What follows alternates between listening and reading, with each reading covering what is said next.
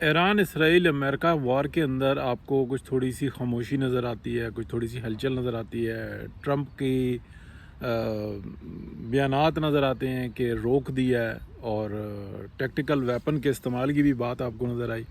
اس کے بعد ہم دیکھتے ہیں کہ اچانک سے ایک جزوی قسم کا سا سیز فائر نظر آتا ہے۔ پیچھے وجوہات کیا ہیں؟ دیکھیں، ایک جو مختلف سورسز ہوتے ہیں جو خبریں اکٹھے کرنے کے ہوتے ہیں۔ جو میرے پاس سورس تھا، میں نے آپ کو جہاز کے جو ہٹ ہوا ہے اس سے تقریباً 2 گھنٹے پہلے میرا جو ہے وہ اسٹیٹمنٹ جو بلاگ تھا وہ چڑھ چکا ہوا تھا۔ ٹک ٹاک پہ بھی بعد میں آ گیا تھا، لیکن یوٹیوب پہ تو موجود ہے کہ وہاں پر کچھ میزائلز گئے ہیں اور 4 جہاز کو ہٹ کیا جائے گا۔ اب دیکھیں کہ اتنی ایکوریسی کس میزائل کی ہے کہ 2 کے بارے میں تھا کہ 2 ایف یعنی کہ ہائی رینج ہوں گے، یعنی کہ F-35 کے بارے میں، لیکن 2 جو ہیں میزائل وہ F-16 کے بارے میں ہے کہ اسپیسیفکلی وہ F-16 پر ہی فائر کیے جائیں گے۔ یہ نئی کوئی ٹیکنالوجی اور کس طرح کی ہے اس کے بارے میں ہم بات نہیں کر سکتے کیونکہ معلومات مکمل نہیں ہے، لیکن جو 2 ہیں وہ F-16 کے۔ اس کے بعد ہم دیکھتے ہیں کہ جو جیسے ہی 2 پہلے ہٹ ہوتے ہیں، جن میں سے کہا جا رہا ہے کہ جی ایک جو ہے نا F-35 جو ہے نا وہ ہٹ ہوا ہے، حالانکہ جو انفارمیشن آ رہی ہے وہ 2 کی آ رہی ہے۔ ایک میں کریش لینڈنگ بیان کرتے ہیں اور کچھ اور بیان کرتے ہیں، لیکن دوسرے کے بارے میں اس کو مکمل طور پر تباہ آپ اس کو کہہ لیں، یا کہ وہ کس حد تک جا سکا، کہاں پہ جا کے اس کا فال ہوا، اس کے بارے میں ابھی کہنا مشکل ہے۔ خبریں چھپائی جاتی ہیں، لیکن ہم اس کے بعد دیکھتے ہیں اچانک سے موسمی حالات جو ہے نا وہ تبدیل ہوتے ہیں۔ ٹرمپ صاحب مذاکرات شروع ہوتے ہیں، اور میں نے بعد میں آپ کو بتا دیا تھا کہ میسیج دیا گیا کہ ابھی تو یہ 4 گئے ہیں، پھر اگلے مرحلے میں 4000 جائیں گے۔ جب 4000 جائیں گے تو 100% رزلٹ نہ بھی آئے، 50% بھی آ جائے، تو 70 جہاز اگر اٹیک کرنے کے لیے آئے گا ایران کے بعد پاس، اور 30-35 واپس جا رہا ہوگا، تو 4 حملوں کے بعد جو انسان نا امریکہ کو اور اسرائیل کو بہت کچھ سوچنا پڑے گا، اور اس وقت تک جو پجامہ ہے وہ گٹوں میں ہوگا۔ اس کے بعد کیا کریں گے؟ ٹیکٹیکل ویپنز کیا ہے کہ نیوکلیئر ویپن کا نیا نام آپ کہہ لیں ٹیکٹیکل ویپن، یعنی کہ کان کو گھما کے دوسری سائڈ سے پکڑ لینا، تو وہ ہے ٹیکٹیکل ویپن، یعنی کہ نیوکلیئر کا استعمال کریں گے۔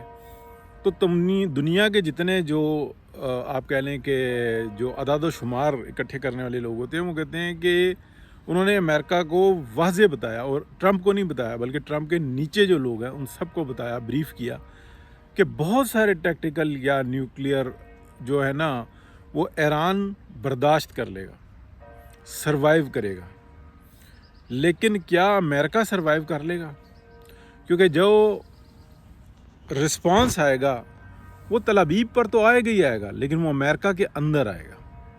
یہ میسج آیا اور وضاحت کے ساتھ بتایا کہ اگر اس کا استعمال شروع ہوا تو رکے گا کوئی نہیں، اس لیے کہ بہت سارے عقیدوں کے اندر یہ جو وار اگر اس طرف گئی تو پھر وہ وار اینڈنگ کی طرف جائے گی، ٹھیک ہے، وہ گریٹ وار کی طرف جائے گی، وہ جو ہے معاملہ کسی اور طرف چلا جائے گا، اور وہاں پہ حکومتیں خود بخود گرنا شروع ہو جائیں گی۔ تو لہٰذا یہ بات آپ ذہن میں رکھیں کہ یہ جو ہمیں ایک دم سے جنگ میں ٹھنڈا نظر آ رہا ہے، اس کے اندر یہ جو باتیں ہو رہی ہیں کہ جی وہ ایک اور جو ہے نا شپ امریکن آ رہا ہے اور وہ 10 شپ منگوا لیں، سارے منگوا لیں، مرنے کے لیے امریکہ کی طرف سے کوئی تیار نہیں ہے۔ بہت سارے ایسے معاملات ہیں، یہ مارنے کے لیے تو تیار ہیں، مرنے کے لیے نہیں تیار۔ افغانستان میں گئے تھے، اور اس کے بعد جس طریقے سے یہ لوٹے تھے، اور جس طریقے سے وہ بوجھ آج تک اتر نہیں پا رہا، وہ تو کووڈ کا اللہ بھلا کرے کہ جو امریکہ میں جو فوجی گیا ہے نا، جو لنگڑا ہوا تھا، جو کلیمز لے رہا تھا، تو وہ واپس نہیں آیا، اور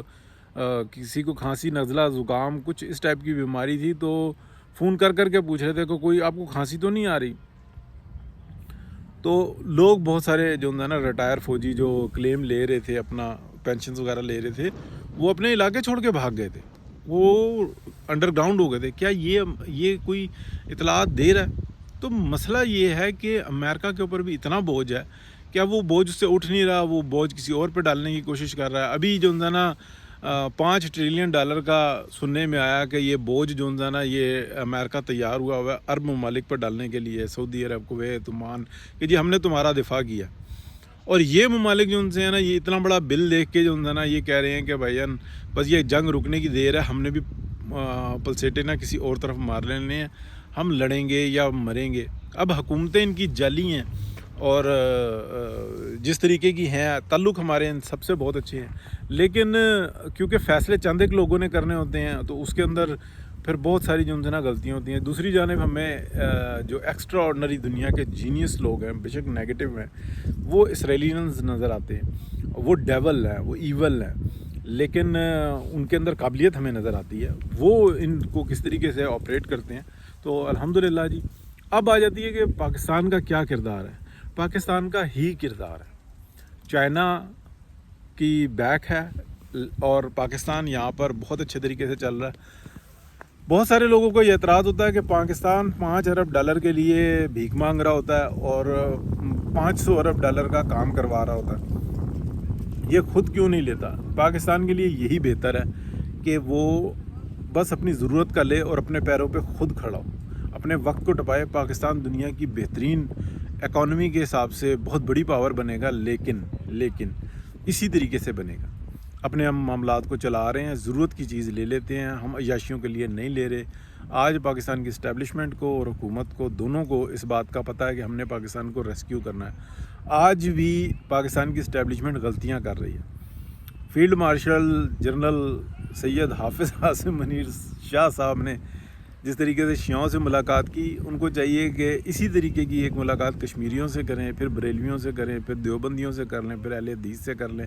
پھر آپ ان کو پتہ لگ جائے گا کہ میں کہاں پہ کھڑا ہوں. جس کا کام ہے ان کو کرنے دیں. یہ حکومتوں کے کام ہے، یہ وزیر وزراؤں کے کام ہے، یہ بڑے اچھے طریقے سے ٹیکل کر لیتے ہیں. اور یہ بات ذہن میں رکھے کہ آرمی پاکستان کے اندر وزارت دفاع کا ایک ڈپارٹمنٹ ہے، اس سے زیادہ کچھ نہیں ہے. اگر اللہ تعالیٰ نے عزت دی ہوئی ہے اس عزت کو سنبھال لیں.